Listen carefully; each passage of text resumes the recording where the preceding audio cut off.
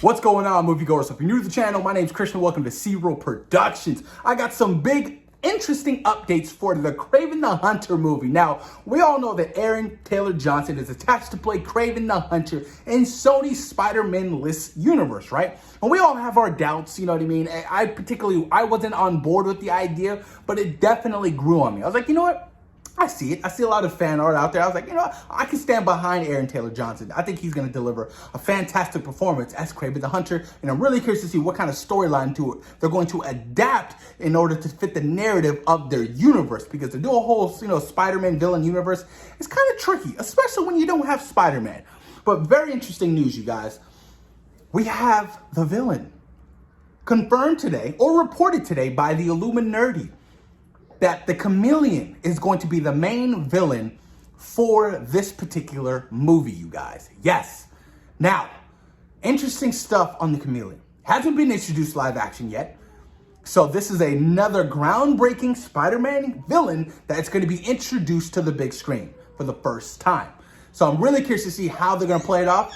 No official confirmation on who's playing the character, but I'm very interested of the idea of Chameleon, you guys. I really cannot. Oh, and also other news before I get into this. Tyrese Gibson, who is in Morbius, confirmed today that Morbius actually takes place in the Marvel Cinematic Universe, which is kind of a no-brainer to me because if you remember the very end of that trailer, you see Adrian Toomes, the Vulture, who was also in Spider-Man Homecoming. So you put one and one together, and it's kind of obvious. A lot of these studios like to doubt, the connection, the interconnection between that universe and this universe.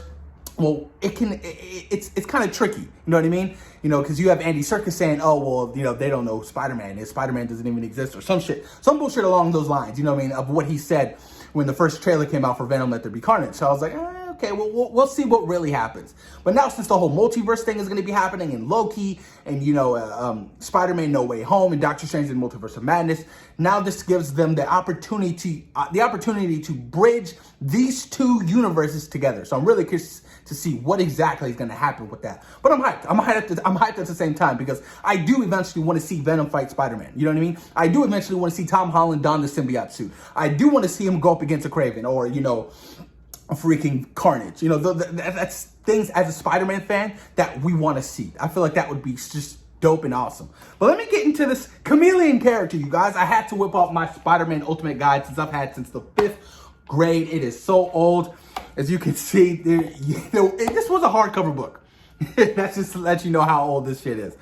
But let's dive deep into the character of Chameleon. So, the Chameleon has worn thousands of different faces and assumed countless false identities. Interesting. He speaks also a dozen languages. He's a master disguise, a brilliant actor, and a genius at creating lifelike masks. Thanks to years of practice and his own animated talents, the Chameleon can mimic any individual after a brief observation. So he's kind of like the Taskmaster. The Taskmaster, all he has to do is look at you and he can learn your fighting style just like that, which I cannot wait to see him in Black Widow. Super stoked about that, you guys. He can alter the pitch of his voice, change the cadence of his words, and assume the stance and mannerisms of any person he chooses. His portrayals are so faithful that the Chameleon routinely fools even close friends and families of his targets. A former international spy, the Chameleon now specializes in industrial espionage and various criminal activities. Interesting. So I'm really curious to see how they're going to do this. He's so good at creating lifelike masks. I'm curious to see who he's going to portrayal in this movie, or multiple people, you know what I mean? So you got to get somebody who's very talented, somebody who could probably speak a bunch of different languages for this particular role. I feel like that would be so awesome to see. But like I said, Chameleon hasn't really been, introduced live action yet. So I'm really curious to see how they're going to do this. I mean, hold on, wait a minute. I see something here. This is interesting. I see Chameleon and Kraven the Hunter. The Chameleon tells his half-brother about his plans to defeat Spider-Man. So is Kraven his half-brother? Just between brothers. Though he secretly believed that... Hold on. Yeah, so that he secretly believed that the Chameleon was selfish. No, sorry, that Kraven was selfish and egotistical The chameleon had always wanted to be accepted and respected by his half-brother Kraven. There you go. Kraven may have possessed greater strength and prowess, but the chameleon was consistently trying to prove that he was the deadlier brother. Interesting. So Chameleon is Kraven's half-brother. So that would make a lot of sense. But why would they be fighting each other in this movie?